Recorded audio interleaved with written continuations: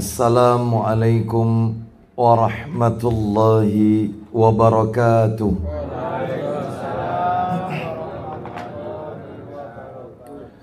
Alhamdulillah hamdan katsiran thayyiban mubarakan fi kama yuhibbu rabbuna wa yarda. Wa ashhadu an la ilaha illallah wahdahu la syarika lah wa ashhadu anna Muhammadan abduhu wa rasuluh.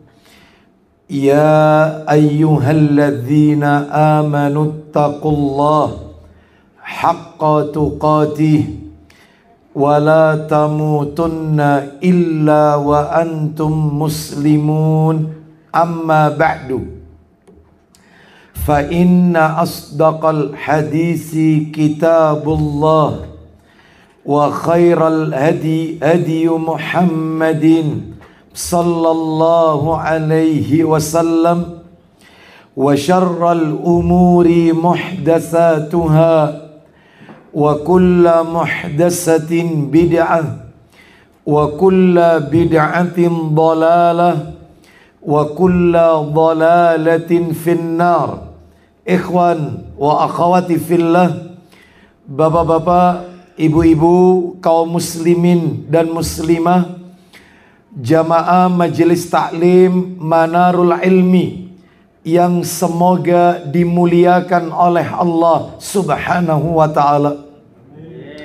Kepada sahibul bait, keluarga al-akh Ustadz Syamsul Ma'arif hafizahullah ta'ala, semoga Allah Subhanahu wa ta'ala melimpahkan karunia rahmat dan barakah pada keluarga dan kediaman beliau.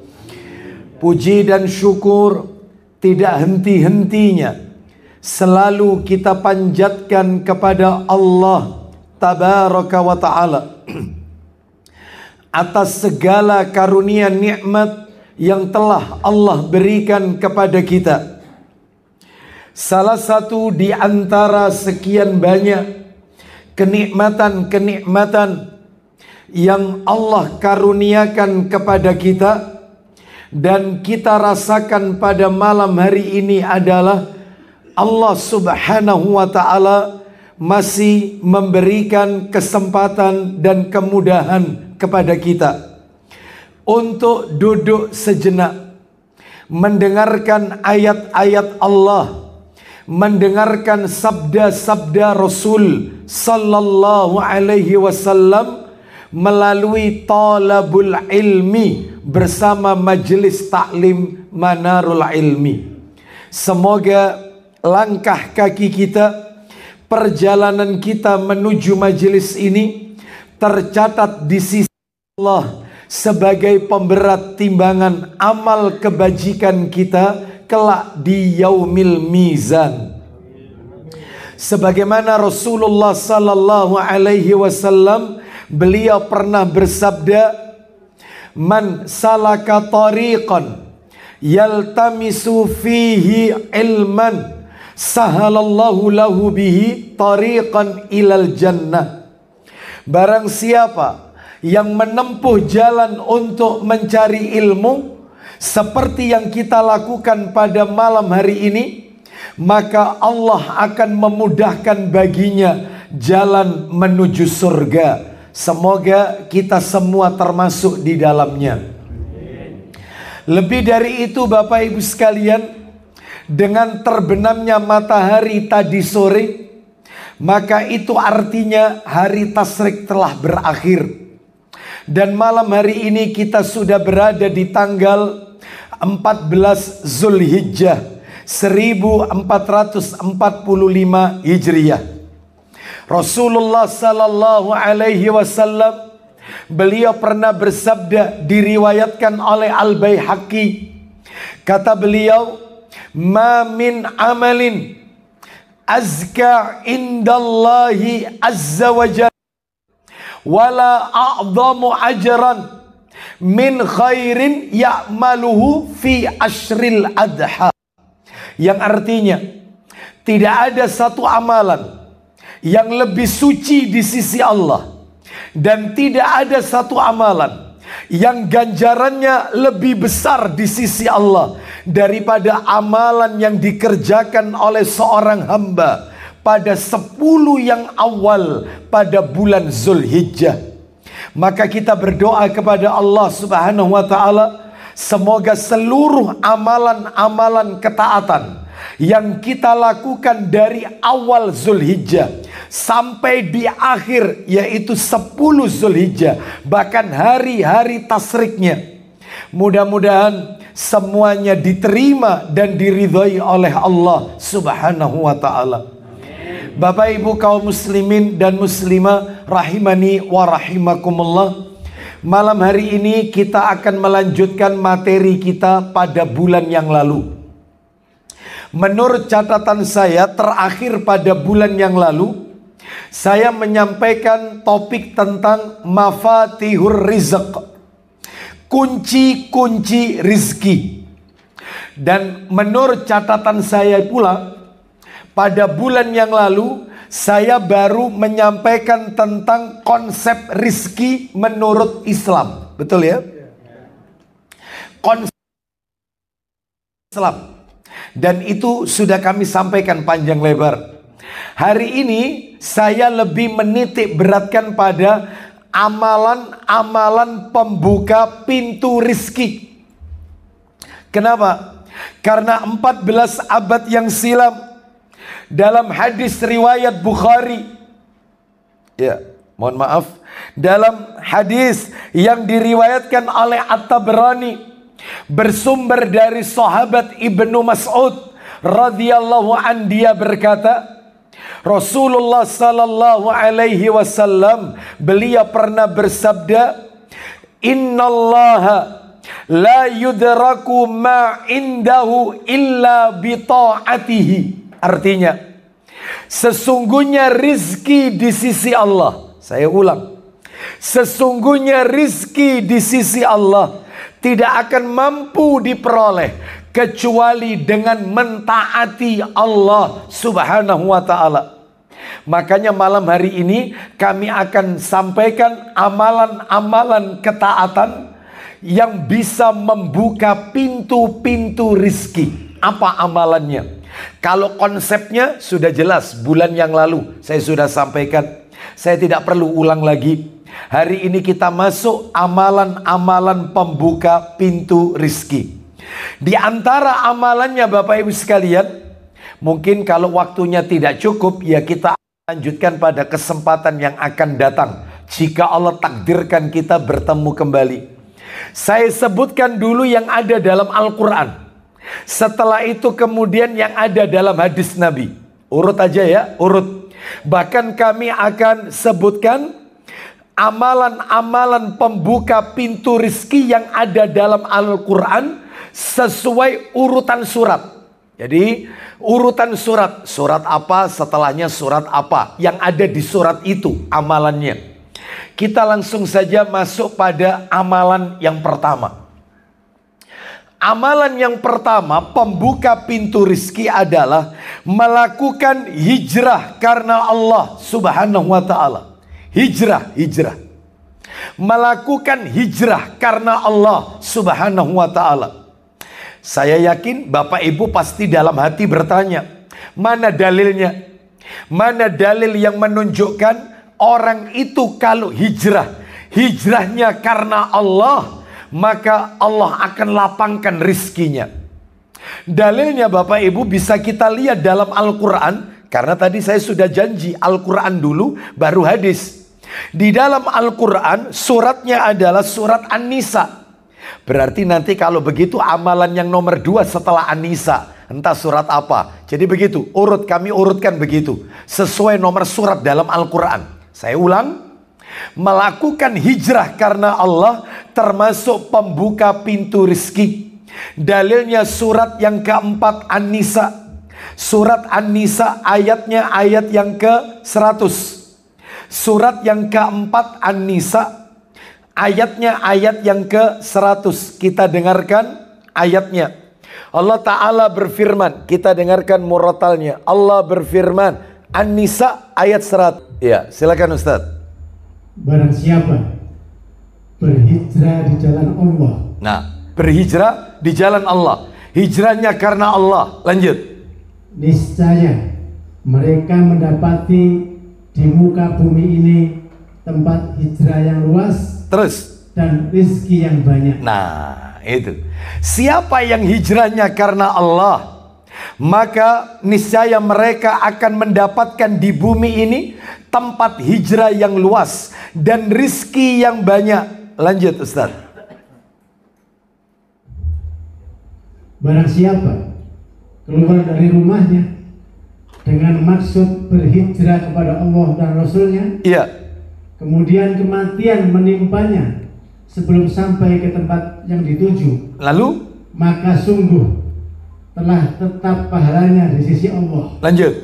Dan adalah Allah Maha Pengampun lagi Maha Penyayang. Bapak Ibu sekalian, rahimani wa rahimakumullah. Jadi amalan yang pertama adalah hijrah karena Allah.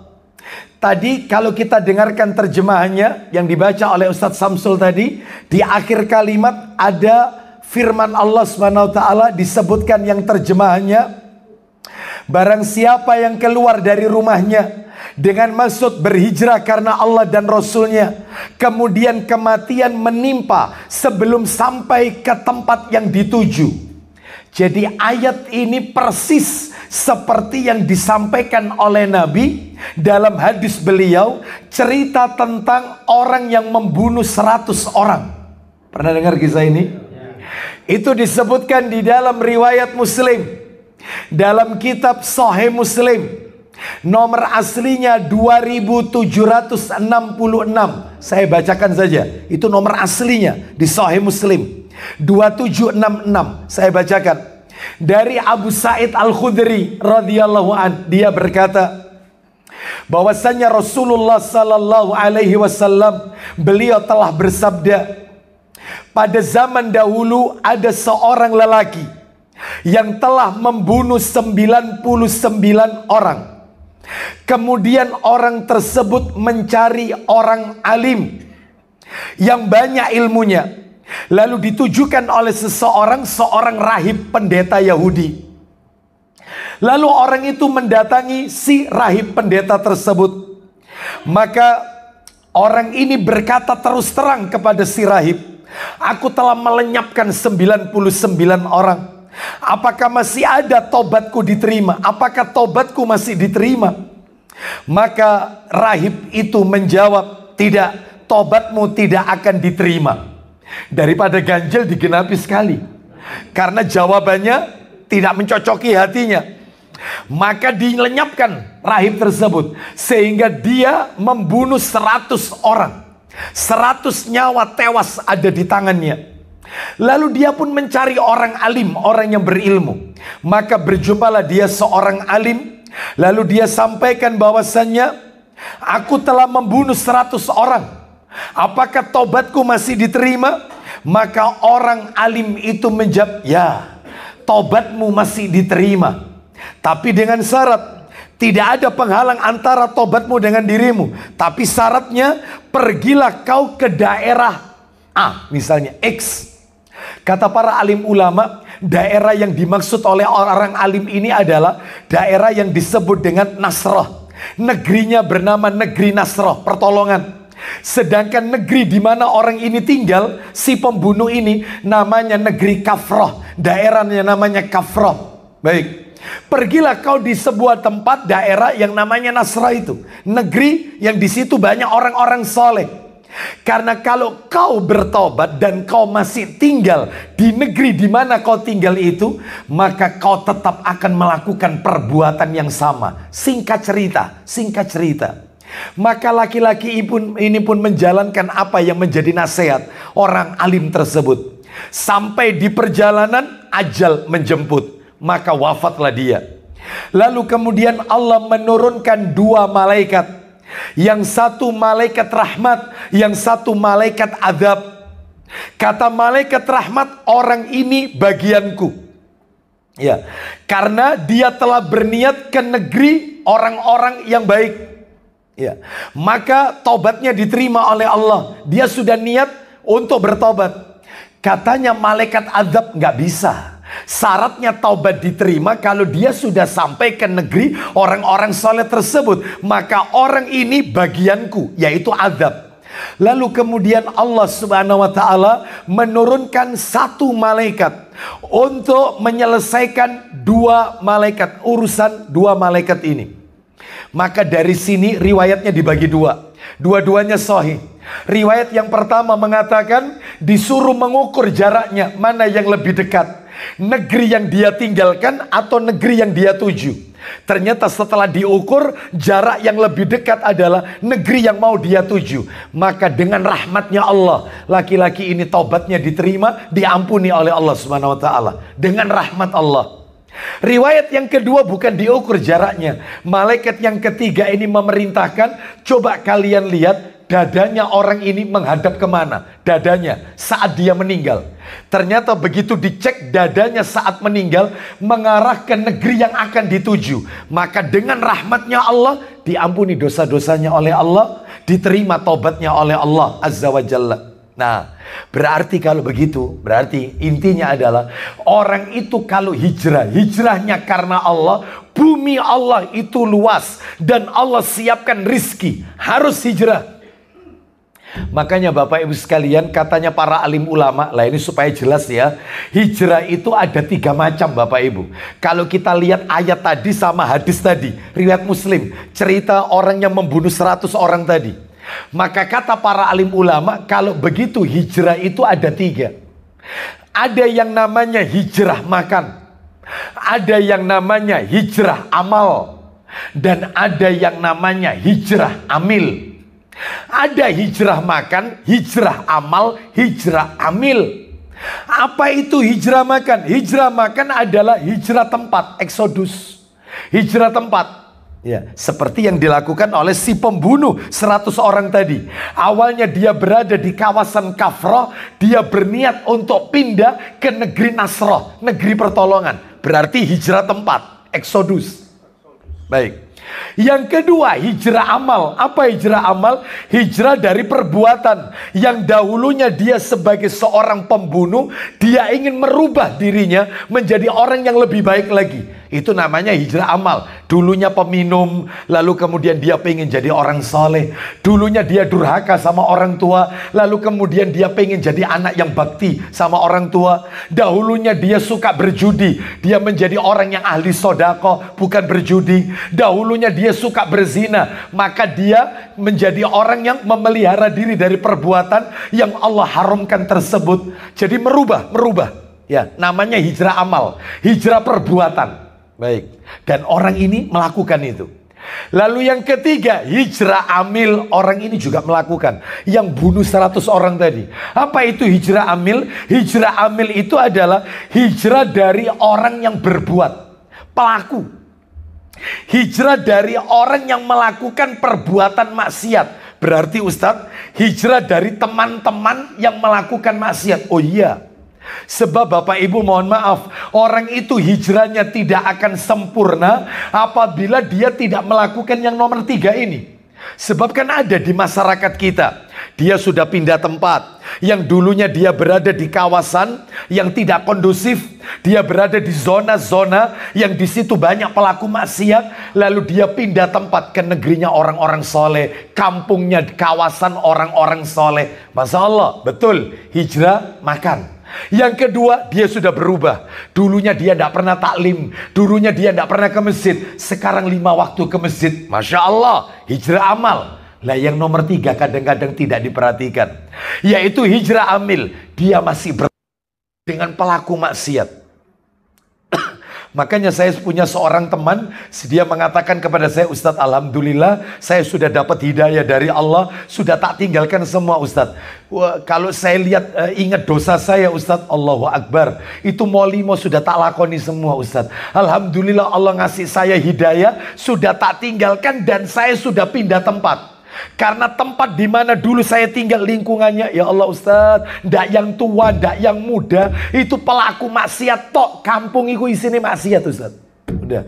Dan saya sudah pindah. Saya tanya ya sama antum, tolong dijawab. Antum sudah hijrah dari teman-teman antum. Lah yo iku sing gak iso, Ustaz. Koncoplek ya Ustaz. Besti, teman baik. Ya, saya tetap berteman dengan mereka, tapi hati mereka. Kalau antum kuat, antum punya akidah pondasi sudah matang, nggak apa-apa. Tapi kalau antum pondasi antum belum kuat dan antum masih berteman dengan mereka, yang dikhawatirkan iman antum akan luntur dan lentur gara-gara syubhat yang mereka bisikkan ke hati antum. Lebih baik antum left dari pertemanan dengan mereka, left berteman dengan mereka. Masih banyak teman-teman yang soleh. Allah akan pilihkan antum teman-teman yang soleh, tinggalkan ya. Kalau antum kuat tidak apa-apa ya. Lah itu kadang-kadang Ustadz dia itu ya kadang-kadang membisikkan syubhat dan seterusnya. Makanya tinggalkan, daripada hijrah antum nggak bisa optimal ya, tobat antum tidak diterima oleh Allah, lebih baik left dari pertemanan dengan mereka. Baik itu dari media sosial ataupun pertemanan yaitu secara di lingkungan dan seterusnya. Baik, jadi intinya Bapak Ibu sekalian, hijrah itu ada 3 itu tadi. Ya makan, ya amal, ya amil. Baik, Bapak Ibu sekalian rahimani wa rahimakumullah. Karena teman itu bawa pengaruh, teman itu. Sebab Nabi SAW pernah bersabda, ar-rajulu ala dini khalili, falyamdur ahadukum man yukhalil. Ya, agama seseorang itu mengikuti agama temannya. Maka lihatlah dengan siapa dia berteman. Bahkan Nabi juga pernah bersabda, la tusahib illa mu'minan wala yakul ta'amaka illa taqi. Janganlah kalian berteman kecuali dengan orang beriman, dan janganlah makananmu dimakan kecuali yang memakannya orang-orang yang bertakwa kepada Allah Subhanahu wa taala. Ya, ini menunjukkan kepada kita bahwasanya ketika kita mengadakan acara walimah saja itu harus selektif. Buktinya Nabi tadi mengatakan, janganlah makananmu dimakan kecuali yang memakannya orang-orang yang bertakwa. Jadi ngadakan walimatul akikoh, walimatul urus, resepsi pernikahan, walimatul akad nikah, ya, walimatul khitan dan seterusnya, ya. Maka kata Nabi SAW dalam riwayat Muslim, bi'sal walimah, seburuk-buruk makanan walimah. Seburuk-buruk makanan walimah adalah yaitu undangan walimah yang di situ diundang hanya orang-orang kaya saja. Sedangkan undangan itu tidak melibatkan orang-orang miskin. Padahal orang-orang miskin itu orang-orang soleh. Maka itulah makanan terburuk, makanan walimah yang paling buruk kata Nabi. Nah, ini menunjukkan kepada kita semuanya harus selektif. Selektif ya. Jadi meskipun dia miskin, tapi kalau dia soleh, maka yaitu kita berteman dengan mereka, kita ajak mereka makan ke rumah kita dan seterusnya. Allah a'lam bishawab. Ini yang nomor 1 Bapak Ibu sekalian. Sekarang kita akan masuk yaitu Bapak Ibu sekalian yang nomor 2. Nomor 2. Amalan yang nomor 2, pembuka pintu rizki. Amalan-amalan pembuka pintu rizki. Yang nomor 2 adalah Quran. Tadi surat apa tadi nomor 1? An-Nisa ayat 100. Berarti karena kalau sesuai ayat Quran dan saya urutkan, yang nomor 2 amalannya adalah memperbanyak istighfar dan bertaubat kepada Allah Subhanahu wa taala. Memperbanyak istighfar dan taubat kepada Allah Subhanahu wa taala. Mana dalilnya? Mana dalil yang menunjukkan orang itu kalau banyak beristighfar? Istighfar itu minta ampun Bapak Ibu, maknanya. Istighfar itu minta ampun. Orang itu kalau banyak istighfar dan banyak bertobat, nanti saya akan tunjukkan bedanya istighfar sama taubat. Saya ulang ya, orang itu kalau memperbanyak istighfar, minta ampun, dan bertaubat kepada Allah, maka Allah akan bukakan pintu-pintu rizki dari arah yang tidak disangka-sangka. Dalilnya adalah Quran surat Hud, Quran surat 11. Makanya setelah An-Nisa, Al-Ma'idah, Al-An'am, Al-A'raf, Al-Anfal, At-Taubah, Yunus, baru Hud. Nah, jadi terus nanti suratnya itu urut terus setelahnya. Jadi nggak loncat-loncat. Saya memang sesuaikan nurutan ya daripada suratnya. Surat Hud, surat 11 Hud. Ayatnya Bapak Ibu, ayat yang ketiga. Hud ayat yang ketiga. Surat Hud ayat yang ketiga. Kita dengarkan Allah Ta'ala berfirman ya. Allah Subhanahu Wa Ta'ala berfirman, Hud ayat yang ketiga. Amalan pembuka pintu rizki. Yang nomor 2 ini, istighfar dan kamu meminta ampun kepada Tuhanmu dan bertaubat kepadanya. Syaratnya tadi ya, istighfar dan taubat. Mendapatkan ganjaran apa? Silakan Ustaz. Jika kamu mengerjakannya demikian, maka niscaya Dia akan memberi kenikmatan yang baik terus-menerus. Diberikan oleh Allah nikmat terus-menerus. Lanjut, teruskan Ustaz. Kepadamu sampai kepada waktu yang telah ditentukan, dan Dia akan memberikan kepada tiap-tiap orang yang mempunyai keutamaan balasan keutamaannya. Nah, jika kamu berpaling, maka sesungguhnya aku takut kamu akan ditimpa siksa hari kiamat. Nah, seperti itu. Jadi ini adalah perintah yang disampaikan oleh Nabi Hud alaihissalam kepada kaumnya. Ya, kepada kaumnya. Nah, yaitu kaum Ad. Nah, bahwasanya Nabi Hud alaihissalam memerintahkan untuk agar kaumnya itu minta ampun kepada Allah dan bertobat kepada Allah. Apa balasannya jika mereka istighfar dan taubat? Allah akan memberikan kenikmatan yang terus menerus. Yang dimaksud nikmat terus menerus ini adalah limpahan rizki. Pak, Bu, ada satu kisah menarik ini. Disebutkan bahwasannya disebutkan oleh Imam Al-Qurtubi di dalam tafsirnya, Tafsir Al-Qurtubi di juz yang ke-18 halaman 302 dalam Tafsir Al-Qurtubi. Di situ disebutkan bahwa Rabi bin Subai atau disingkat Ibnu Subai. Nama lengkapnya Rabi bin Subai rahimahullah. Ya, dia pernah berkata, ya, bahwasannya ada seseorang yang bertanya kepada Hasan Al-Basri rahimahullah. Ini pengakuannya Rabi bin Subai rahimahullah. Dia menceritakan Hasan Al-Basri. Memangnya siapa Ustaz Hasan Al-Basri? Hasan Al-Basri ini Bapak Ibu seorang tabi'in. Seorang tabi'in yang beliau ini wafat pada tahun 110 Hijriah. Usia wafat 88 tahun.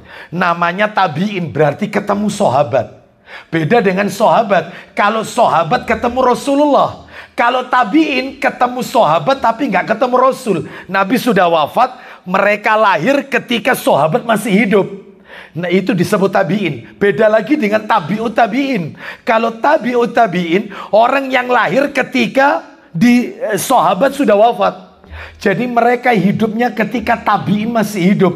Jadi nggak ketemu sahabat Nabi. Semua sahabat Nabi sudah wafat.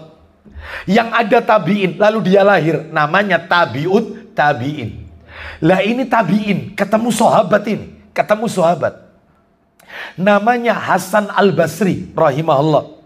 Dan Bapak Ibu sekalian harus tahu, Hasan Al-Basri ini, beliau ini merupakan ya seorang kibaru tabi'in. Ya. Jadi termasuk di kelompok tabi'in yang terkenal, terkemuka. Jadi ceritanya kata Rabi bin Subai rahimahullah, datang orang kepada Hasan Al-Basri mengadukan tentang musim paceklik. Jadi orang ini lapor, di tempat kami musim paceklik. Apa yang harus kami lakukan?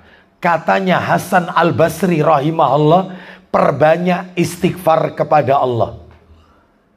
Orang ini pergi, datang orang kedua. Beda laporannya. Dia mengatakan kepada Hasan Al-Basri bahwasanya dia adalah orang miskin. Apa yang harus kami lakukan agar Allah itu memberikan rizki kepada kami? Karena kami ini miskin. Hasan Al-Basri rahimahullah berkata, menjawab, perbanyak istighfar kepada Allah. Orang kedua pergi, datang orang ketiga. Orang ketiga berkata bahwasannya aku ini sudah lama menikah tapi belum dikaruniai anak keturunan. Apa yang harus aku lakukan agar Allah memberikan aku keturunan? Lagi-lagi Hasan Al-Basri menjawab, perbanyak istighfar kepada Allah. Terakhir orang keempat. Orang yang keempat ini datang, dia mengeluhkan, wahai Imam Hasan Al-Basri rahimahullah, sesungguhnya kami ini gagal panen, kebun-kebun kami kering kerontang, apa yang harus kami lakukan? Lagi-lagi untuk yang terakhir kalinya, Hasan Al-Basri tetap menjawab, perbanyak istighfar kepada Allah. Setelah orang keempat pergi, maka Rabi bin Subai rahimahullah berkata kepada Hasan Al-Basri, wahai Imam Hasan. Hasan Al-Basri maksudnya rahimahullah. Datang orang pertama mengadukan tentang masa paceklik yang mereka alami. Orang kedua miskin. Orang ketiga lama menikah, tidak punya anak. Orang keempat gagal panen. Dan kau jawab istighfar, istighfar, istighfar, istighfar. Apa ini maksudnya? Apa ini maknanya? Kata Hasan Al-Basri rahimahullah, aku menjawab mereka dengan jawaban yang sama. Aku perintahkan mereka istighfar, minta ampun kepada Allah. Itu bukan karena hasil opiniku, bukan. Tetapi karena Allah sendiri yang mengatakan dalam Al-Quran. Loh, apa ada ayatnya? Ada. Lalu beliau membacakan firman Allah. Surat apa? Ayo dicek. Surat nomor 71. Cek. Surat 71. Surat 71 itu surat apa? Nuh, betul. Surat Nuh, surat 71. Ayatnya nanti kita cocokkan ya. Kita cocokkan. Ya, saya mau tanya ini sebelum tak tunjukkan ayatnya. Orang nomor 1 tadi mengeluhkan tentang apa tadi? Paceklik. Orang nomor 2 apa? Miskin. Orang nomor 3 apa? Lama menikah, tidak punya keturunan. Ya, orang keempat apa tadi? Gagal panen. Kita dengarkan surat Nuh ayat 10 sampai 12. Surat 71 ayatnya 10 sampai 12. Kita dengarkan.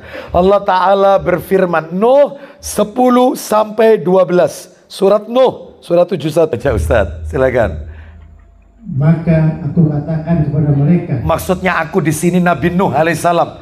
Nabi Nuh berkata kepada kaumnya. Silakan Ustaz. Mohonlah ampun kepada Tuhanmu. Berarti Nabi Nuh menyuruh kaumnya untuk istighfar, minta ampun. Lanjut. Sesungguhnya Dia adalah Maha Pengampun. Orang kalau memperbanyak istighfar Ustadz, kira-kira apa yang Allah berikan Ustadz? Pelan-pelan. Ingat cerita tadi ya, cerita yang mengeluh kepada Hasan Al-Basri. Silakan Ustadz. Niscaya Dia akan mengirimkan hujan kepadamu dengan lebat. Nah, niscaya Dia akan turunkan hujan yang lebat dari langit kepadamu.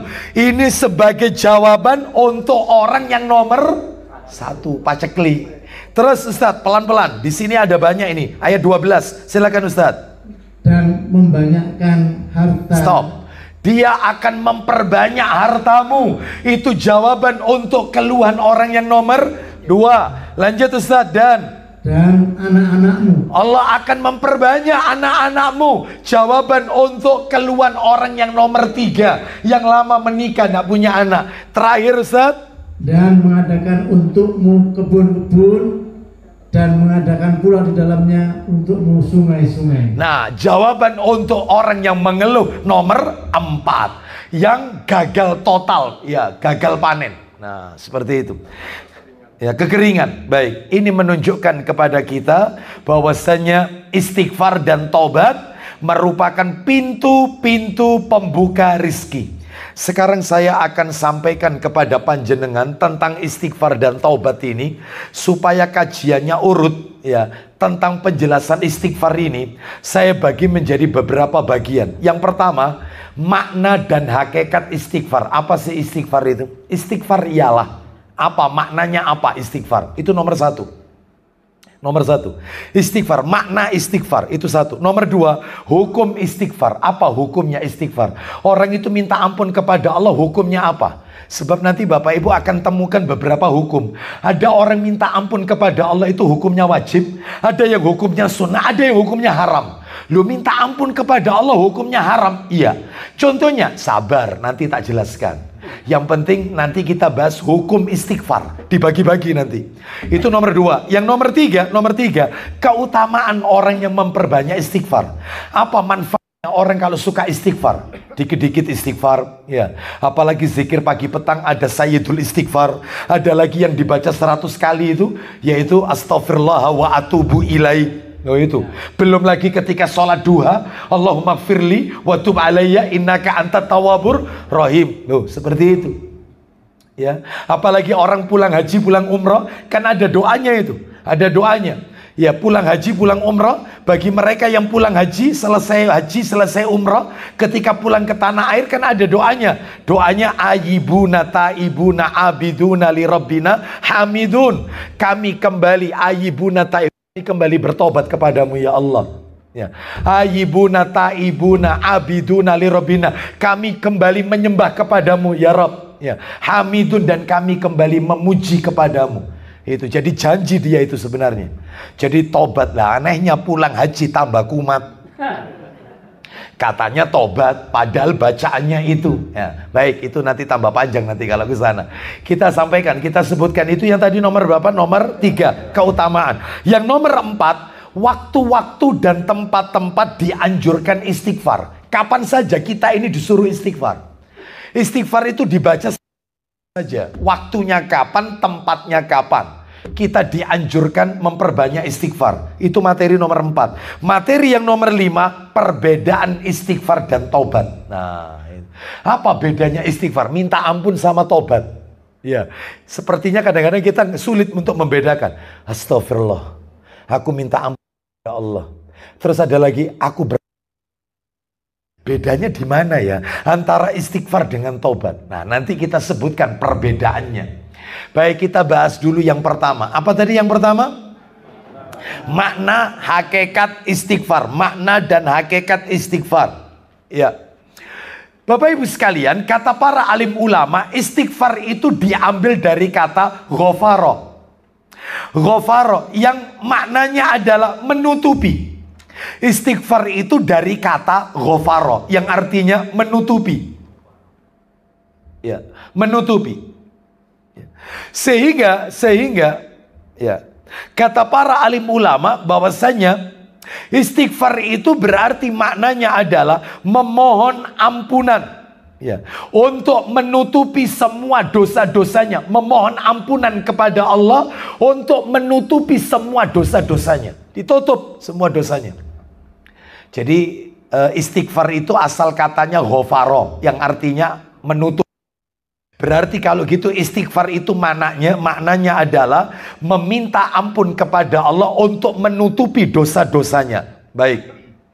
Dan kata para alim ulama, istighfar itu modelnya ada 2. Istighfar itu bentuknya ada 2. Ada yang istighfar itu di lisan, ada istighfar itu dengan amalan anggota badan. Nah, ada orang itu istighfar di lisan, berarti lisan.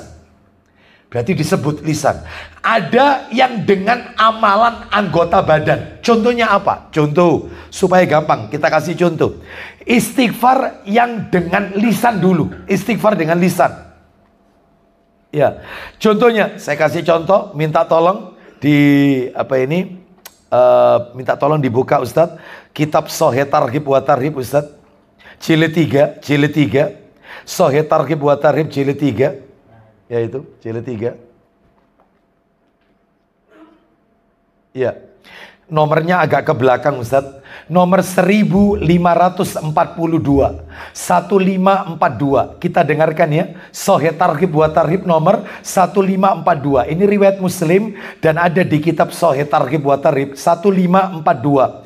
Kita dengarkan. Dari Abu Hurairah radhiyallahu an, dia berkata Rasulullah SAW bersabda, ya, ingat ya, tolong diingat-ingat istighfar tapi dengan lisan. Nabi bersabda, man qala subhanallahi wa bihamdihi fi yaumi mi'ata marratin huttat khatayahu walau kanat misla zabadil bahr. Silakan Ustaz, baca terjemahnya. 1542 dari Abu Hurairah radhiyallahu anhu bahwasanya Rasulullah SAW bersabda. Isinya Ustaz. Dan barang siapa yang mengucapkan. Siapa yang mengucapkan? Silakan. Subhanallah walhamdulillah. Maha suci Allah. Bukan. Subhanallah wa bihamdihi. Subhanallah wa bihamdihi. Ya, subhanallah wa bihamdihi. Terus? Maha suci Allah dan dengan memujinya. Nah, subhanallah wa bihamdihi. Terus? Dalam satu hari 100 kali. Siapa yang mengucapkan itu dalam satu hari 100 kali? Subhanallah wa bihamdihi, subhanallah wa bihamdihi, subhanallah wa bihamdihi, subhanallah. 100 kali, maka niscaya diampuni dosa-dosanya. Loh, dosa-dosanya. Terus? Sekalipun seperti banyaknya buih lautan. Masya Allah. Sekalipun dosanya sebanyak buih di lautan. Ini yang namanya minta ampun tapi di lisan. Lisan yang mengucapkan subhanallah wa bihamdihi, subhanallah, itu otomatis dosanya walaupun sebanyak buih di lautan loh ini, maka diampuni semuanya oleh Allah Subhanahu wa taala. Termasuk yaitu Sayyidul Istighfar yang kita baca setiap pagi dan petang, ba'da subuh atau ba'da asar, boleh ba'da maghrib dibaca boleh. Katanya Nabi, orang yang membaca Sayyidul Istighfar ketika pagi, maka kalau hari itu dia meninggal, ya, maka dia masuk surga. Kalau dia bacanya sore, maka kalau sore itu malam itu dia meninggal, maka dia akan masuk surga. Sayyidul Istighfar, Allahumma anta rabbi la ilaha illa anta khalaqtani wa ana abduka wa ana ala ahdika wa wa'dika mastata'tu a'udzu bika min syarri ma sana'tu abu'u laka bi ni'matika alayya wa abu'u bi dambi ya faghfirli fa innahu la yaghfiru dzunuba illa anta wa abu'u bi dambi, aku akui aku telah melakukan dosa. Itu artinya wa aku mengakui aku telah melakukan dosa yang sangat banyak. Ampunilah aku, fa innahu la yaghfiru dzunuba illa anta. Karena sesungguhnya tidak ada yang bisa mengampuni dosaku kecuali Engkau ya Allah. Itu lisan. Karena kita ucapkan. Itu istighfar di lisan. Istighfar di lisan. Contoh seperti panjenengan, mohon maaf setelah sholat, assalamualaikum warahmatullah, assalamualaikum warahmatullah, astagfirullah, astagfirullah, astagfirullah. Itu istighfar minta ampun di lisan. Contoh ketika kita sholat, duduk di antara dua sujud. Setelah sujud, kita duduk di antara dua sujud. Allahu Akbar, Allahumma gfirli warhamni wajburni warfa'ni wahdini wa'afini warzuqni Allahumma gfirli atau Rabbi firli warhamni, boleh ya. Rabbi firli atau Allahumma gfirli, ya Allah ampuni aku. Loh, istighfar. Termasuk ketika tahiyat, setelah membaca innaka hamidum majid, setelah kita membaca Allahumma inni a'udzubika min adzabi jahannam wa min adzabil qabri wa min fitnatil mahya wal mamat wa min syarri fitnatil masih dajjal, itu ada tambahan doa, Allahumma inni dzalamtu nafsi dzulman katsira, ya Allah aku telah melakukan kezaliman yang sangat banyak. Faghfirli maghfiratan min indik, ampuni aku dengan ampunan yang ada di sisimu. Ya, faghfirli maghfiratan min indik warhamni innaka antal ghafurur rahim. Dan yaitu sayangilah aku, rahmatilah aku, ya, karena engkau sesungguhnya maha pengasih lagi maha penyayang. Ya, dan seterusnya ya. Maka ini menunjukkan minta ampunnya itu di lisan. Ya, termasuk ketika setelah sholat duha. Setelah sholat duha itu kan doanya itu kan ada wiridnya itu setelah sholat duha. Lah wiridnya itu yang kadang-kadang kita lupa membacanya. Yang kita ingat itu setelah sholat duha, ya Allah, kalau rizkiku masih di langit, turunkan. Kalau rizkiku masih di bumi, keluarkan. Kalau rizkiku jauh, dekatkan. Kalau rizkiku bercampur dengan yang haram, sucikan. Gitu ya. Padahal doa itu doif, doa itu. Doif doa itu.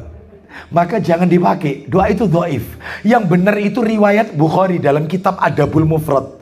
Dalam kitabnya Imam Bukhari, namanya Adabul Mufrad. Itu setelah duha Nabi mengajarkan dibaca 100 kali. Allahumma gfirli wa tub alayya innaka antat tawwabur rahim. Allahumma gfirli, ya Allah ampuni aku. Wa tub alayya, terima taubatku. Innaka antat tawwabur rahim, sesungguhnya engkau maha penerima taubat dan maha penyayang. Ini menunjukkan berarti istighfarnya di apa tadi? Lisan. Ada Pak Bu, lah ini yang menarik ini. Istighfar itu minta ampun, panjenengan tidak perlu mengucapkan istighfar. Astagfirullah, nggak perlu. Istighfarnya dengan amalan anggota badan.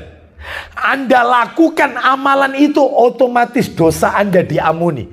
Padahal panjenengan tidak mengucapkan istighfar. Contohnya Ustadz, coba minta tolong Ustadz, Sahih Targhib wa Tarhib jilid 4, STWT jilid 4. Ya, Sahih Targhib wa Tarhib, ya. Nomornya ya, Sahih Targhib wa Tarhib 1700, sebentar. Ya, jamaah biasanya nyebut STWT 27, oh mohon maaf, bukan jilid 4, jilid 5 ini insya Allah, jilid 5 2718 2718, insya Allah. Ya, insya Allah itu 2718. Nabi SAW bersabda, "Ma min muslimaini yaltaqiyani fayatasafahani." Silakan Ustaz. 2718. Iya, silakan. Dari Al-Bara' bin Azib radhiyallahu an. Silakan Ustaz. Dari Al-Bara' radhiyallahu an, dia berkata, iya, Rasulullah SAW bersabda, isinya, tidaklah dua orang muslim saling berjumpa terus lalu dapat tangan, lanjut, melainkan dosa keduanya diampuni sebelum keduanya berpisah. Allahu Akbar. Oh, dua orang muslim salaman tangan tok, padahal dia nggak nyebut istighfar, dia nggak mengucapkan astagfirullah, enggak, ya. Salaman tangan itu peluntur dosa. Bahkan ada dalil tambahan seperti lunturnya, bergugurnya daun-daun dari tangkainya, dari rantingnya, berguguran dosa-dosa. Masya Allah. Makanya salaman tangan yang banyak. Ya, salaman tangan di sini ada tempatnya. Ya, jangan setelah sholat salaman tangan. Ya, ini tidak ada tuntunannya Bapak Ibu sekalian. Ya, jadi ketika berjumpa salaman tangan. Ya, ketika ketemu salaman tangan. Ya, baik. Bahkan ada lagi yang dilakukan oleh anggota badan, bukan dengan lisan. Otomatis dosa kita diampuni. Istighfar dengan anggota badan. Di antaranya adalah, minta tolong Ustadz, Sahih Targhib wa Tarhib, Sahih Targhib wa Tarhib. Nomornya nomor 2000 jilid 5 ini, jilid 5. 2526, 2526. Sadar ndak sadar panjenengan ketika melakukan amalan yang akan dibacakan oleh Ustadz Samsul ini, sadar ndak sadar otomatis diampuni oleh Allah. Sekalipun dosa besar. Padahal panjenengan tidak membaca istighfar, tapi dengan melakukan amalan anggota badan. Apa itu? Nomor 2526. Silakan Ustadz, kita dengarkan. Iya, dari Maimunah, mohon maaf di bawahnya Ustadz. Iya, baik, 2526 yang ini Ustadz. Dari Maimunah radhiyallahu anha, istri Nabi sallallahu alaihi wasallam. Dari Munah, dari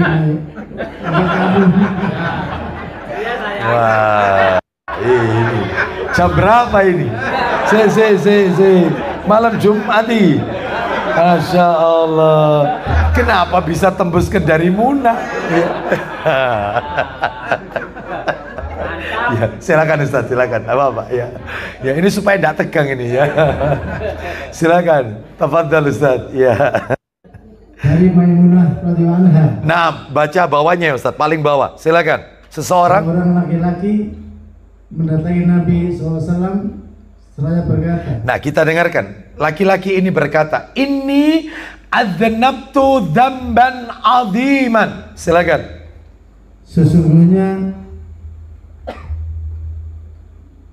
saya telah melakukan satu dosa yang sangat besar. Sesungguhnya aku telah melakukan dosa yang sangat besar. Dia nggak nyebut dosa apa itu, tapi yang jelas dia mengatakan aku melakukan dosa yang sangat besar. Terus laki-laki ini tanya, "Fahalli min taubatin?" Silakan. Apakah saya masih bisa bertaubat? Apakah saya masih bisa taubat? Dosaku diampuni oleh Allah? Bapak Ibu tahu jawabannya Nabi, Anda akan kaget. Orang ini nggak disuruh istighfar, sholat sunat taubat, enggak. Malah Nabi tanya sama orang ini. Silakan Ustadz. Halaka min ummin, kata Nabi. Silakan. Maka menjawab, apakah kamu ibu? Kau punya ibu enggak? Ibu masih hidup enggak? Orang ini menjawab, lah ibuku wafat, aku enggak punya ibu. Nabi nggak bilang bapak lo ya, Nabi nggak bilang ayah, Nabi bilangnya ibu. Kau punya ibu tidak? Lanjut Ustadz, kata orang itu. Ia menjawab, tidak. Tidak, ibuku meninggal, aku nggak punya ibu. Nabi tanya sekarang yang kedua, fahallaka min khalatin? Silakan. Apakah kamu punya bibi atau saudari ibu? Apakah kau punya tante, bude atau bule? Saudara kandungnya ibu, bukan saudaranya bapak, bukan. Saudaranya ibu, entah kakaknya ibu atau adiknya ibu, yang perempuan tapi. Tante ini, bukan paman, tapi dari ibu. Ya, tante tapi dari ibu, dulur ibu, ya, yang perempuan ini. Baik, saudara kandung, betul. Maka laki-laki ini menjawab, ya, silakan Ustaz. Ya, nah. Ia menjawab, ya. Baik, lalu Nabi berkata, kalau ingin taubatmu diterima oleh Allah, dosamu diampuni oleh Allah, fabirroha. Silakan Ustaz, jawaban Nabi. Berbaktilah kepadanya. Maka berbaktilah engkau dengan tantemu, otomatis dosamu terampuni. Coba. Betapa banyak keponakan zaman sekarang yang sudah tidak peduli lagi sama tantenya. Ustadz, masalahnya tante saya ini kalau utang nggak bayar Ustadz. Utangan nggak bayar Ustadz. Iya, terjengkelkan hati Ustadz. Ya, seperti itu. Ya sabar. Sabar, karena dampaknya itu ada dosa kita diampuni oleh Allah Subhanahu wa taala. Terus kalau misalnya nih, saya berbuat baik dari keluarganya ayah. Dulu ayah, itu apa ganjarannya? Maka ganjaran silaturahim. Panjenengan pasti sudah hafal. Siapa yang ingin rizkinya dilapangkan, umur dilapangkan, maka hendaklah menyambung silatur, yaitu pahalanya. Tapi kalau berbuat baik sama keluarganya ibu, yang dari ibu ini, itu peluntur dosa itu. Peluntur dosa itu. Andai kata laki-laki tadi ketika ditanya, ibumu hidup tidak? Dia menjawab hidup, maka dia disuruh bakti sama ibunya. Jadi bakti sama ibu melunturkan dosa. Jangan pelit sama ibu. Ya. Sebab banyak anak laki-laki zaman sekarang cintanya sama istrinya luar biasa, tapi ibunya ditelantarkan. Betul atau tidak? Ada tidak? Ada. Iya. Bahkan dimusuhi ibunya. Jahat sama ibunya, sama mertuanya, luar biasa. Tapi ambe ibu edewe, luar biasa pelitnya, jahatnya. Kenapa Ustaz? Kena setan nih bantal. Karena diurak-urak sama istrinya. Berarti kalau punya istri kayak gini Ustaz, saya sebagai suami, dia suka mempengaruhi saya supaya saya benci sama keluarga saya, sama ibu saya, sama orang tua saya. Boleh saya cerai? Boleh, bahkan harus cerai.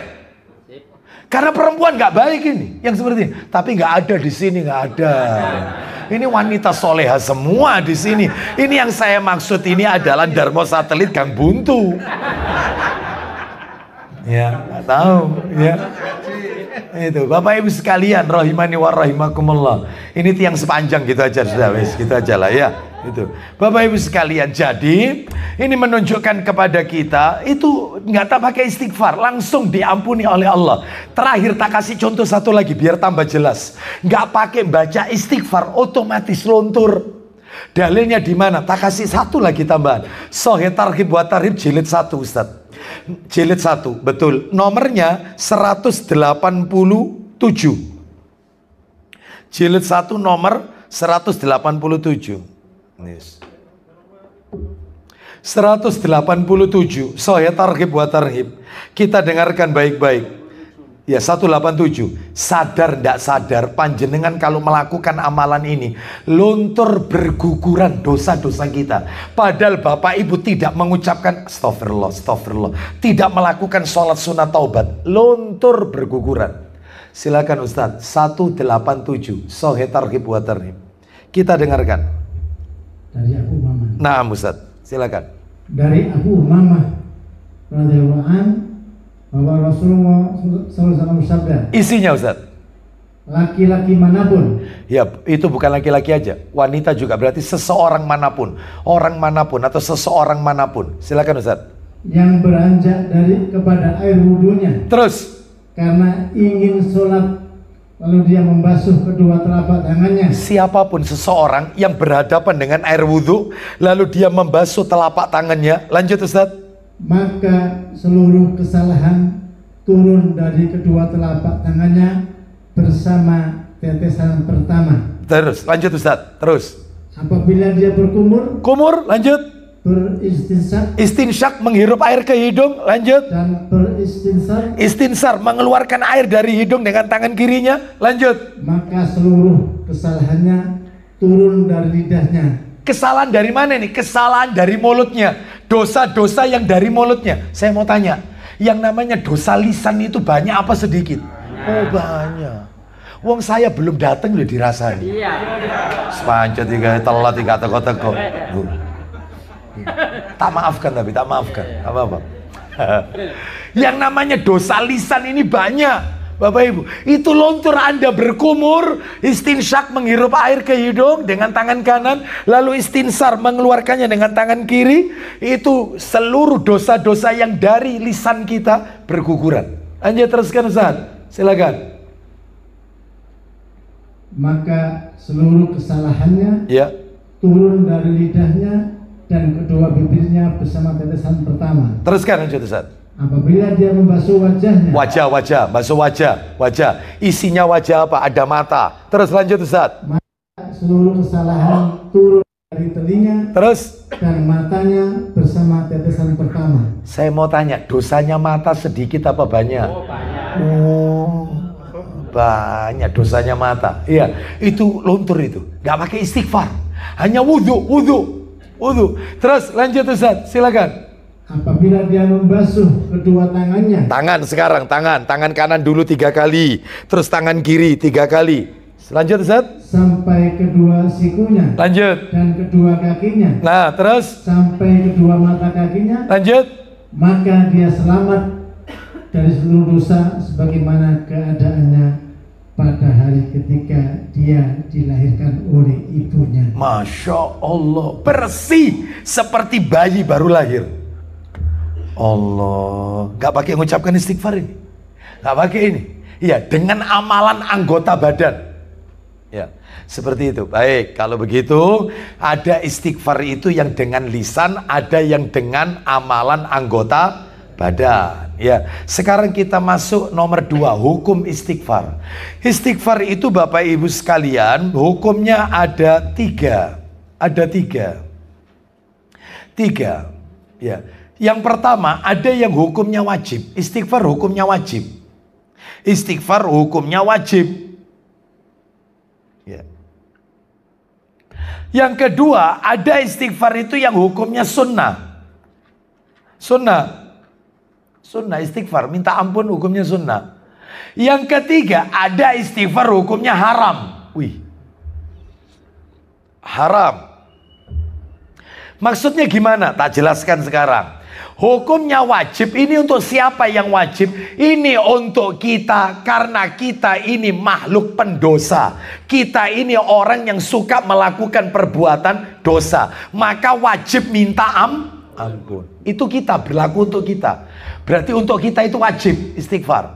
Ya. Mana dalilnya? Mana dalilnya kita itu wajib untuk istighfar? Dalilnya adalah, minta tolong Ibnu Majahnya jilid 3. Ibnu Majah ada. Itu di sana, di sebelah sana. Bukan, sebelah sana. Nah, jilid 3 warna hijau. Ojo, nah itu. Jilid 3, nomor 3, jilid 3. Nah, kita dengarkan. Ya. Ibnu Majah nomornya nomor 3441. 3441. Kita dengarkan. Ibnu Majah nomor 3441 dari Abu Hurairah radhiyallahu an. Nah, 3441.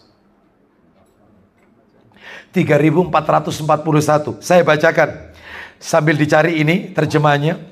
Ya, ketemu ya. Silakan Ustadz, dari Abu Hurairah. Silakan. Dari Abu Hurairah radhiyallahu an bahwa Rasulullah SAW bersabda. Baik, coba saya angkat gelas ini. Bapak Ibu nanti bisa dites ya, nanti di rumah Anda bisa melakukan untuk introspeksi aja ya. Lihat gelas ini, di dalamnya ada air yang bening, putih, jernih, bening. Seperti inilah kondisi panjenengan saat dilahirkan oleh ibu kita. Semuanya, gak ada dosa. Putih, bening, jernih, seperti air ini. Terus, silakan Ustadz, kita dengarkan. Silakan. Sesungguhnya seorang mukmin jika berbuat kemaksiatan, ya, maka akan menjadi titik hitam di hatinya. Baik, inilah yang saya pegang ini, gelas yang berisi air. Hati kita saat kita belum akil balik, hati kita seperti ini. Begitu sudah balik, lalu kita melakukan dosa maksiat. Tadi Ustadz Samsul mengatakan ada titik hitam di hatinya. Panjenengan ambil saja obat merah atau tinta, Anda teteskan. Misalnya apa ini? Dosa kurang ajar dengan orang tua. Tes. Mulai. Kira-kira cukup satu tetesan? Oh, rodo ake, suka bentak, gak nuruti orang tua, sedih, kepikiran. Rodo ake, tes. Sudah mulai. Ya. Terus dosa apa lagi? Dosa istri kepada suaminya, suka membentak. Kira-kira banyak apa dikit ini? Banyak. Sudah tes. Ya. Mana lebih banyak, dosa suami ke istri atau istri ke suami? Ya sudahlah, sudah ya, kita lanjutkan. Dosa ghibah, membicarakan aib orang. Tes, banyak. Dosa melihat sesuatu yang Allah haramkan.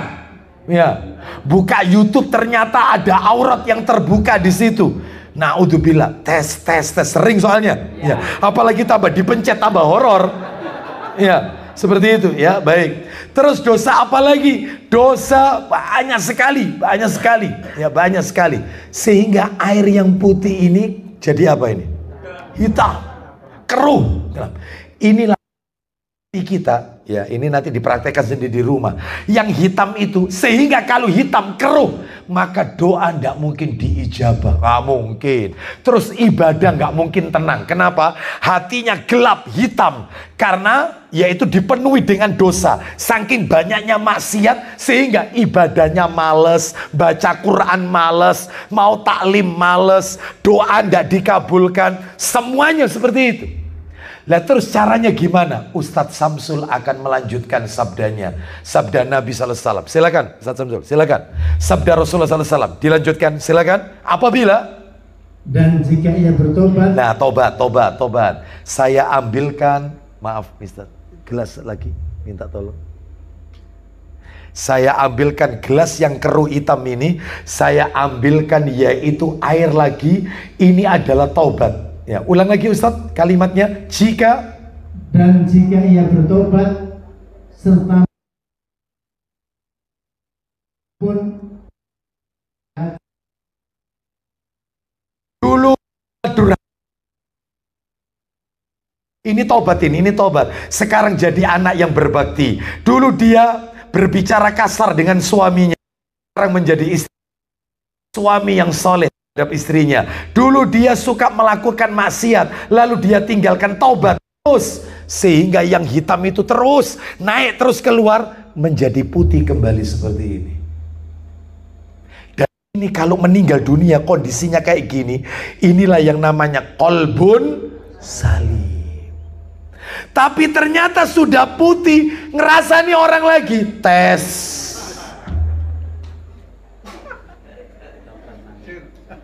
Lanjut Ustadz, silakan teruskan. Dalil belum kelar, silakan. Jika terus melakukannya, nah, melakukan dosa, diulang lagi dosanya, tobat lagi, tobat kumat lagi, maka akan terus bertambah. Terus, dan itulah penutup hati. Nah, hatinya tertutupi. Kalau sudah tertutupi, sulit dapat nasihat, nolak. Iya, sulit mendapatkan hidayah dari Allah. Wong hatinya tertutup dengan dosa. Makanya segera minta ampun dan bertobat agar Allah menjernihkan yaitu hati kita. Ya, baik Bapak Ibu sekalian. Jadi itu hukum yang pertama tadi apa? Wajib. Untuk siapa wajib ini? Untuk kita. Yang nomor 2 hukumnya apa? Sunnah. Untuk siapa? Untuk Nabi Muhammad SAW. Sunnah untuk Nabi. Sunnah.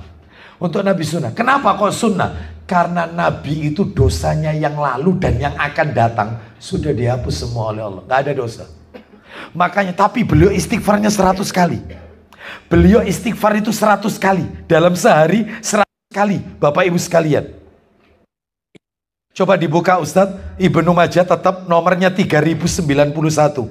3091. Ibnu Majah nomor 3091. Kita dengarkan. Mundur dari yang tadi. Ibnu Majah nomor 3091. Iya. Silakan Ustadz. 3091. Iya, silakan. Dari Abu Hurairah radhiyallahu anhu ia berkata, silakan. Rasulullah sallallahu alaihi wasallam bersabda, Iya. Sesungguhnya Iya. aku telah beristighfar kepada Allah Iya. dan bertobat kepadanya Berapa kali? dalam sehari sebanyak 100 kali. Padahal Nabi itu sudah dijamin dosanya diampuni. Di mana Ustadz jaminan itu? Nabi itu dosanya diampuni. Dicatat saja, nanti dibaca sendiri. Ayatnya ada dalam Al-Quran. Nabi itu dosanya yang lalu maupun yang akan datang sudah diampuni oleh Allah. Itu di mana dalilnya? Dalilnya adalah Quran surat nomor 48. Nanti dibaca sendiri. Quran surat 48 itu surat apa Bapak Ibu?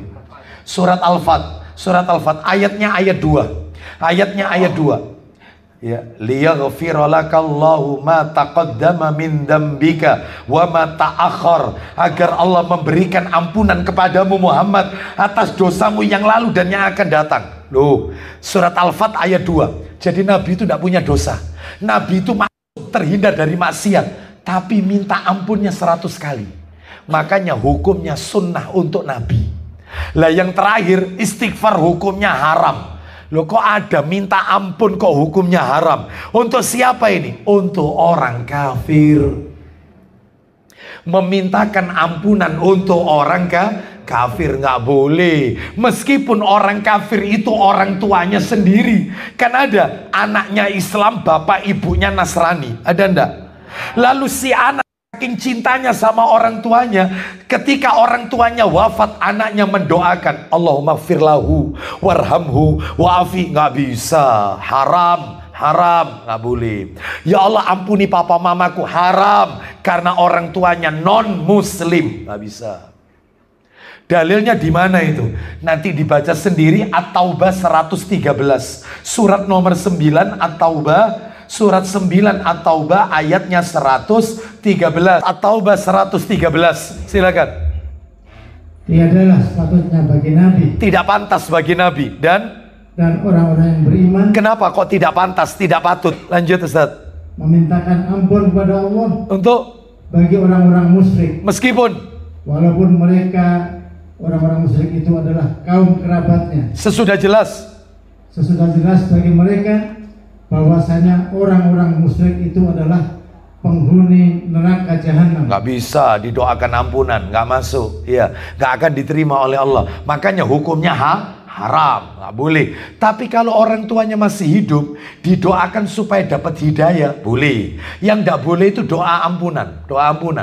Wong orang tuanya kalau bersin, orang tuanya Kristen misalnya, Nasrani, non Muslim, bersin mengucapkan hamdalah. Ada nggak orang non Muslim bisa mengucapkan hamdalah? Malah fasih. Hajing, alhamdulillah. Fasih. Ya.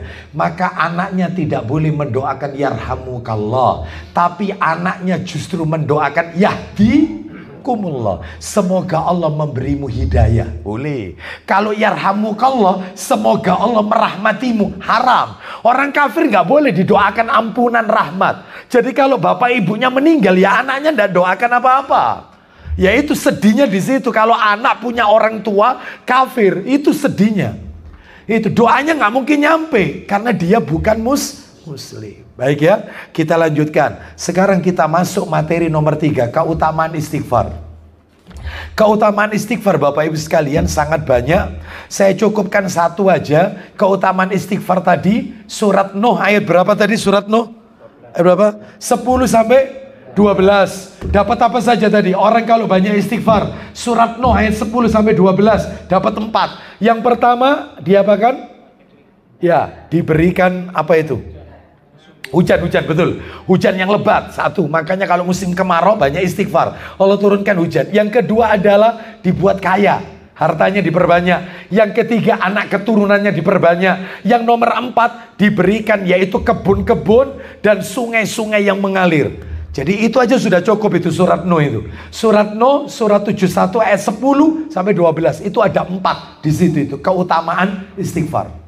Ya, yang tadi sudah kita bahas tadi tentang Hasan Al-Basri tadi loh Bapak Ibu. Masih ingat ya? Baik. Sekarang kita lanjutkan waktu dan tempat dianjurkannya istighfar. Kapan istighfar ini dianjurkan untuk dibaca? Kapan? Ayo. Nih ya, saya akan sebutkan satu. Yang pertama ini, Yang pertama adalah kapan ini? Setelah melakukan perbuatan dosa, istighfar. Setelah melakukan perbuatan dosa. Jadi kalau kita habis melakukan dosa istighfar, astagfirullah. Habis melihat sesuatu yang Allah haramkan, astagfirullah. Alihkan pandangan, jangan dilihat lagi. Astagfirullah. Dilihat lagi, astagfirullah. Ya enggak benar ini ya. Ketika setelah melakukan perbuatan dosa, ini nomor 1 ini ya. Sebagaimana disebutkan dalam surat 7 Al-A'raf ayat 23. Kisah tentang apa? Adam dan Hawa yang telah memberikan teladan baik kepada kita setelah memakan buah terlarang itu. Bukan khuldi ya, buah terlarang itu ya, dari pohon terlarang. Maka Nabi Adam alaihissalam kan berdoa kepada Allah. Surat 7 ayat 23 Al-A'raf ayat 23. Kan Nabi Adam berdoa, Robbana Dzolamna. Itu kan, lihat artinya, Robbana dzolamna anfusana wa illam taghfir lana wa tarhamna lanakunanna minal khasirin. Ya Rob kami telah mendolimi diri kami. Robbana dzolamna anfusana wa illam taghfir lana, jika engkau tidak mengampuni kami ya, wa illam taghfir lana wa tarhamna, tidak menyayangi, tidak memberi rahmat kepada kami, lanakunanna minal khasirin, tentu kami pasti akan menjadi orang yang rugi jika tidak mengampuni kami. Makanya setiap melakukan dosa, sebagaimana Adam setelah makan buah terlarang itu langsung dikeluarkan dari surga, langsung berdoa Robbana dzolamna. Maka tobatnya Nabi Adam diterima oleh Allah. Tobatnya Nabi Adam diterima oleh Allah di hari Jumat. Jadi Nabi Adam itu diciptakan hari Jumat, dikeluarkan dari surga hari Jumat, tobatnya diterima hari Jumat, dan diwafatkan oleh Allah meninggal di hari Jumat. Jadi Jumat itu istimewa, semuanya tentang Nabi Adam hari Jumat itu ya. Dan tidak akan pernah terjadi kiamat kecuali hari Jumat. Jumatnya kapan? Hanya Allah yang tahu. Hanya Allah yang tahu. Cuma Nabi sudah memberikan gambaran. Apa kata Nabi? Semua binatang melata tidak akan pernah mengeluarkan suaranya sampai begitu melihat matahari terbit di hari Jumat, maka mereka baru mengeluarkan suaranya. Kenapa? Karena kata Nabi, mereka takut kalau hari itu hari kiamat. Berarti kalau begitu kiamat itu terjadi hari Jumat sebelum matahari terbit. Karena binatang ini takut mengeluarkan suaranya, karena khawatir kalau itu terjadi kiamat. Begitu lihat matahari terbit, berarti mereka yakin kalau hari itu tidak terjadi kiamat. Berarti kalau begitu kejadiannya saat manusia lalai. Seperti itu, hati-hati ya. Lah ini banyak manusia-manusia nggak takut jam 2 malam keluar dari diskotik hari Jumat ya. Jam 2 malam nonton bola. La haula wala quwwata. Jerman melawan Persebaya ya. Ya. Spanyol melawan Deltras. La haula wala quwwata. Gak ada manfaatnya. Mending dipakai tahajud 1,5 jam 45 menit kali 2 90 menit. Dipakai baca Quran 1 juz lebih. Manfaat. Kita tidak tahu umur kita. Jangan dihabiskan nonton gini. Pinter orang kafir ini. Itu big match itu ditaruh di jam-jam waktunya tahajud. Betul atau tidak? Sampai kadang-kadang ada orang, ada ini teman saya cerita, saking gentingnya ini pertandingan tahajud sambil TV dinyalakan. Itu begitu penyiarnya, waduh, gol. Ya. La haula. Bayangkan, berarti dia tidak khusyuk. Dia tetap memikirkan pertandingan itu. Eman ya. Jangan sia-siakan umur kita. Jangan. Umur ini bukan hadiah tanpa pertanggungan jawab. Nomor 2, kapan baca istighfar? Setelah sholat sunat taubat. Setelah sholat sunat taubat. Jadi habis sholat sunat taubat itu istighfar. Lu bukan istighfar dulu, Ustaz. Enggak. Setelah sholat sunat taubat. Mana dalilnya? Minta tolong Ibnu Majah. Jilid 1. Ibnu Majah. Ya itu, betul. Yang hijau itu, Bapak. Ya itu di situ, betul. Jilid 1, nomor 1. Baik. Nomornya belakang sendiri, Ustaz. Nomornya belakang sendiri, nomor 1152, 1152. Kita dengarkan. Jadi orang itu kalau habis melakukan dosa, itu tidak langsung istighfar. Tapi sholat dulu, ngambil air wudhu, sholat. Itu yang benar. Setelah sholat baru istighfar. Jadi kita, mohon maaf ya, kita melakukan dosa, apapun dosanya. Itu bukan kemudian, astagfirullah ya Allah, astagfirullah. Bukan. Langsung ambil air wudhu, sholat. Rakaat, niatkan sholat sunat taubat, janji tidak akan ngulangi lagi. Minta ampun kepada Allah. Ya Allah, ampuni dosa-dosa. Jadi setelah, bukan sebelum. Baca Ustaz, 1152. Silakan Ustaz, ayo, silakan. Dari Ali bin Abi Thalib, ia berkata, iya silakan. Jika aku mendengar dari Rasulullah SAW sebuah hadis, iya, maka Allah akan memberikan faedahnya kepadaku sehendaknya. Ya, lanjut Ustaz. Jika ada orang lain mengaburkan hadis itu, aku akan meminta sumpahnya. Terus, jika dia telah bersumpah, maka aku akan membenarkannya.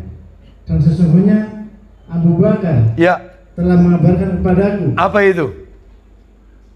Abu Bakar benar, dia berkata, Rasulullah SAW bersabda, isinya lah, ini poinnya. Jika tidaklah seorang yang melakukan dosa. Nah, seorang yang melakukan dosa. Lanjut.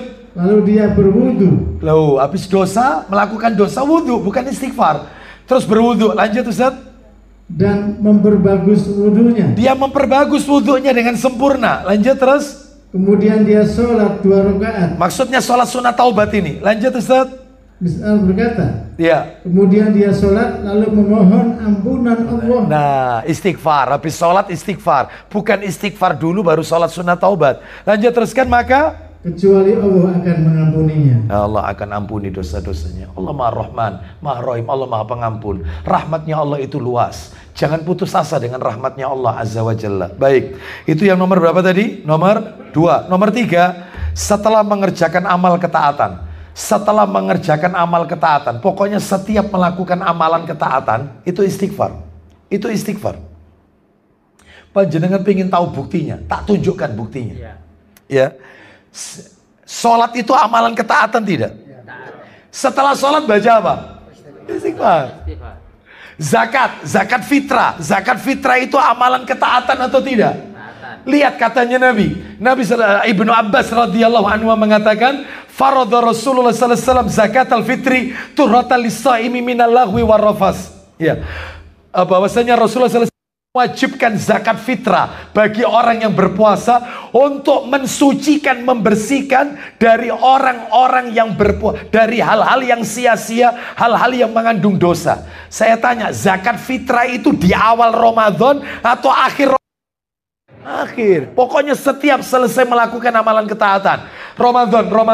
Saya mau tanya, Lailatul Qadar itu di 10 yang awal, tengah atau akhir? Akhir. Lihat doa yang Nabi ajarkan di akhir 10 yang terakhir. Allahumma innaka afuwun tuhibbul afwa. Ya Allah, sesungguhnya Maha Pemaaf, Maha Pengampun, yang mencintai orang yang minta ampun, maka ampuni aku. Pokoknya setiap selesai, termasuk haji. Orang setelah wukuf menuju lempar jumrah tanggal 10, maka tanggal tasriknya 11, 12, 13. Ya. Disuruh apa itu? Disuruh istighfar plus membaca doa Robbana atina fid dunya hasanah. Istighfar. Orang setelah wukuf itu disuruh istighfar. Semua ibadah diakhiri dengan istighfar. Semuanya. Jadi setiap selesai melakukan amalan ketaatan itu istighfar. Setelah sholat, astagfirullah. Oh, itu ya. Baik, terus apalagi nih? Yang nomor 4. Ya. Yang nomor 4 adalah Istighfar ini di dalam sholat, dibaca di dalam sholat.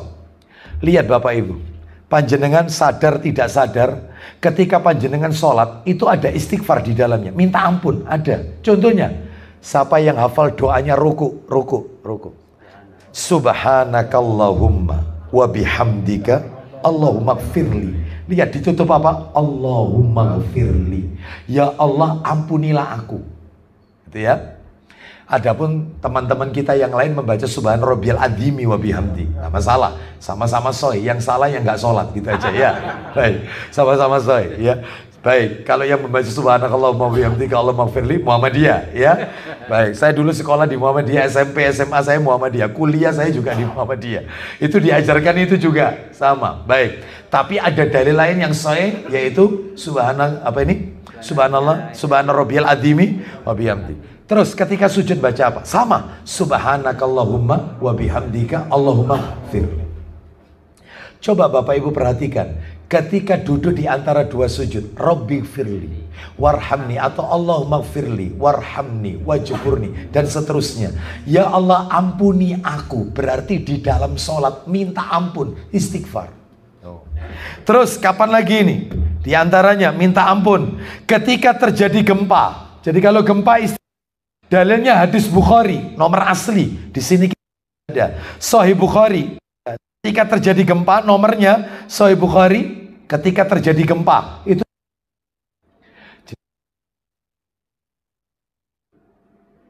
baik itu sebentar ataupun lama, ya, maka jangan teriak, istighfar, astagfirullah, astagfirullah. Gitu ya. Itu dalilnya adalah Sahih Bukhari nomor 1059, 1059, nomor asli itu. Zikir petang, zikir pagi petang, astagfirullah wa atubu ilaihi. Terakhir. Oh belum terakhir, masih ada dua. Yang berikutnya adalah memohonkan ampun untuk orang tua. Memohonkan ampun untuk orang tua. Allahumma gfirlahu warhamhu wa'afi. Atau kalau orang tuanya masih hidup, Rabbi firli wali walidayya warhamhuma kama rabbayani shaghira. Kan gitu ya. Kalau orang tuanya sudah wafat, yang meninggal bapaknya, Allahumma gfirlahu warhamhu wa'afi wa'fu anhu wa akrim nuzulahu wa wasi' madkhalahu waghsilhu bil ma'i wasalji wal bara dan seterusnya. Kalau yang perempuan yang meninggal ibu ya, Allahumma gfirlaha warhamha wa'afi wa'fu anha wa akrim nuzulaha dan seterusnya. Itu istighfar untuk orang tua. Baik. Terus yang terakhir penutup kapan istighfar? Saat mengakhiri majelis taklim. Sudah waktunya berakhir. Itu maksud saya. Ya. Ketika mengakhiri majelis taklim, ayo baca apa kafaratul majelis? Subhanakallah, pelan-pelan. Subhanakallahumma wa bihamdika. Terus asyhadu an la ilaha illallah. Nah, di situ astaghfiruka wa atubu ilaik. Aku memohon ampun kepadamu dan aku bertobat kepadamu. Loh itu. Masih ada sisa satu lagi kan materi kita. Perbedaan apa? Istighfar dan taubat. Singkat aja bedanya, gampang kok bedanya. Perbedaannya, kalau istighfar tidak ada batas waktunya. Istighfar tidak ada batas waktu. Hidup meninggal tetap istighfar. Jadi kalau orangnya hidup dia minta ampun. Kalau orangnya wafat dimintakan ampun untuk anaknya. Ya Allah ampuni bapakku, ya Allah lapangkan kuburnya. Untuk itu diminta istighfar, tidak ada batas waktu. Tapi kalau tobat ada batas waktunya. Sampai kapan? Sampai ajal. Begitu meninggal innalillahi, selesai. Tidak ada tobat lagi. Karena sudah meninggal. Tapi kalau istighfar terus, meskipun orangnya sudah meninggal, anaknya yang mintakan ampunan, nyambung terus. Tapi kalau tobat, nggak mungkin seorang anak, ya Allah terimalah tobat ayahku. Enggak, wong orangnya sudah meninggal kok. Ya Allah ampuni ayahku, ya Allah ampuni dosa ibuku. Itu benar. Jadi kalau istighfar tidak ada batas waktu, kalau tobat ada batas waktunya. Terakhir perbedaannya adalah kalau istighfar bisa dilakukan ya, bisa dilakukan oleh si pelaku dan orang lain. Istighfar itu bisa dilakukan oleh si pelaku dan orang lain. Contohnya. Saya istighfar, saya yang melakukan. Saya Abu Aslam melakukan. Astagfirullah, astagfirullah, astagfirullah wa atubu ilaih. Saya meninggal, anak saya yang melakukan, memohonkan ampun untuk saya. Begitu. Bisa pelakunya dan bisa orang lain. Tapi kalau tobat hanya bisa dilakukan oleh si pelaku dosa itu sendiri. Jadi orang yang berbuat dosa itu sendiri kalau tobat. Ya. Kalau orangnya meninggal ya selesai. Tidak ada orang lain mentaubatkan orang itu. Nggak ada. Iya. Kalau istighfar memohonkan ampun ada, tapi kalau tobat mentaubatkan orang lain tidak ada karena orangnya sudah wafat. Bisa dipahami ya? Saya tobat, ya Allah, terimalah tobatku ya Allah. Hamba melakukan dosa besar, terima tobat hamba. Saya masih hidup, saya meninggal, anak saya berkata, ya Allah terimalah tobat abiku. Enggak lah, wong saya sudah wafat. Yang bisa tobat saya sendiri pelakunya. Tapi kalau minta ampun istighfar, saya sendiri bisa. Saya meninggal, lanjut ke anak keturunan kita semua. Bisa. Bahkan bukan anak kita, orang lain ketika sholat jenazah. Allahu Akbar baca Fatihah, Allahu Akbar baca sholawat, Allahu Akbar, Allahumma gfir lahu. Padahal orang ini bukan anaknya, orang lain. Bisa memohonkan ampun. Kalau istighfar nyambung terus. Faham bedanya? Baik, demikian yang bisa kami sampaikan. Tuntas amalan nomor 2. Amalan yang nomor 3, insya Allah berikutnya kita akan lanjutkan. Memangnya ada berapa Ustadz amalannya? Totalnya ada 16 Bapak Ibu. 16 ya, dari Quran dan hadis Nabi. Baik, karena waktunya sudah pukul 9 lewat, kami cukupkan sampai di sini ya. Semoga menjadi tambahan ilmu yang bermanfaat. Mudah-mudahan Allah mengampuni dosa-dosa kita. Allah meridhoi menerima semua amal ibadah kita dan doa-doa kita. Semoga kita kelak di hari kiamat tercatat sebagai hamba-hamba Allah yang ada di surganya Allah yang kekal dan abadi.